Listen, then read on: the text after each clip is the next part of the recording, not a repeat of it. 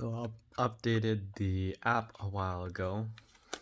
Haven't flown it because it was been winter, but full battery is charged.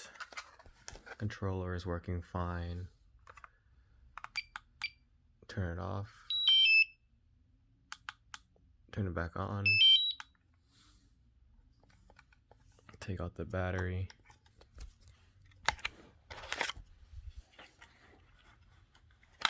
Put it into the drone.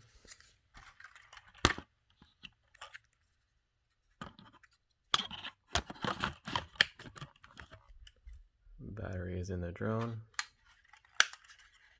Try to turn on the drone. Nothing. Try to turn on again. Nothing. Tried it with all 3 batteries, still doesn't work.